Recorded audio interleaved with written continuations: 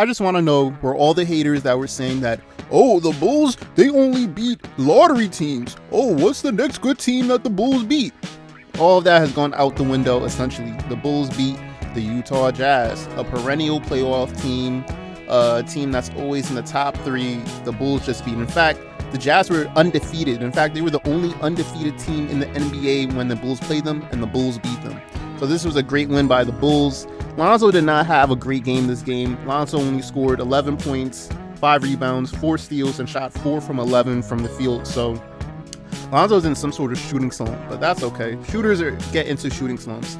Lonzo's not the only one that's in a slump. Vooch is playing like a shell of himself too, so I'm assuming a few games in, the rhythm will increase. They'll get back to their strengths, and they'll be all right. With Lonzo, I'm noticing the shots that he's taking, I don't want to say they're rushed, but a lot of the threes that I see him taking, his feet aren't properly set yet. So that's why his shot's a little off. But I'm sure through practice or whatever the case is, Lonzo will get in rhythm and he'll do what he do. Now, this game was a tough game. You can see why the Jazz are so good. And with Lonzo playing, the defense what really keeps Lonzo in the game. Like his defense on Donovan Mitchell, Jordan Clarkson was A1. Like you can see Lonzo's importance in the game. So his defense is always good. But if I was to give Lonzo a grade for this game, I would give him a C.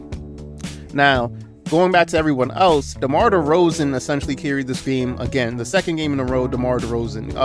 The Utah Jazz didn't have no answer for DeMar DeRozan. DeMar DeRozan would get to his spot in the mid-range realm, shoot. So it was a great game to see by DeMar DeRozan. He carried the Bulls game again. Zach LaVine had an okay game too, but again, he still has that fractured thumb or whatever injury he's got. So I know Zach LaVine isn't playing to his full strength, but this was a great win by the Bulls. The next game they play is against the Celtics, so this is against that playoff stretch where their schedule is just crazy. And in fact, I'll be in that Celtics game. They're on the East Coast. I live on the East Coast, so I'll be at that Celtics game. So hopefully I can record some footage, bring it up to you guys, and hopefully they win that game. Again, the Utah Jazz was the last undefeated team in the NBA. So this whole the Bulls camp, who the Bulls really fought, and the Bulls are just pretenders, all that went out the window when they beat the Jazz.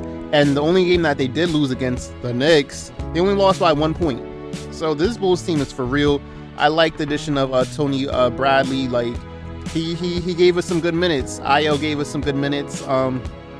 Unfortunately, Patrick Williams, he had an injury, so like he's out for essentially the season. Maybe he can make it when they make like a playoff run, maybe, but will he be in the starting rotation? Like it'll be interesting to see how they try to incorporate Patrick Williams, because these injuries, as anybody who's a Lonzo fan knows, Lonzo suffered through injuries throughout the majority of his career. So hopefully Patrick Williams get better.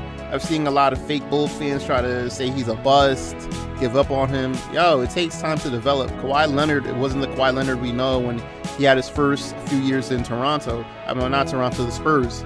So it takes time to develop and grow a player. So all these fans, trade Patrick Williams listen, give him time to develop. Injuries are unfortunate, but they're just part of the game.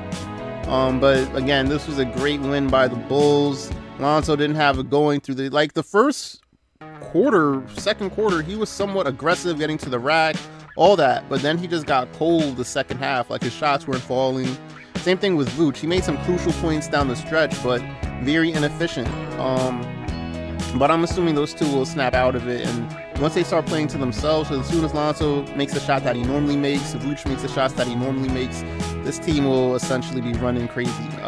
So for now, it's essentially like a two-headed monster with Zach LaVine and DeMar DeRozan. Another thing I like to see is that people say, DeMar DeRozan and Zach LaVine can't work out.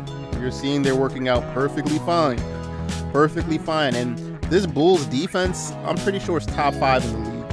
If not top 3, it's definitely top 5. Like, they're holding their opponents under a certain point, and now they're being known as in the league as that defensive team. Like, you're not going to get too easy of a way in terms of buckets. Maybe you can attack Vooch, but outside of that, we're known as putting pressure on the ball, great help defense, great schematics. So far, that's what our identity is on, being a great defensive team with a two-headed monster in DeMar DeRozan and Zach LaVine. And once Lonzo and Vooch pick it up, this team will be off the charts. But again, the next game they play is going to be against the Celtics on Monday. I'll be in that game. I'm looking forward to that game. Guys, let me know in the comments down below. What did you think of tonight's game? I mean, Lonzo beat Donovan Mitchell, perennial all-star, or at least the team did. I'll be at that Celtics game. What do you think about that game? Again, it's your boy Frauds Envy Gang. I'm out.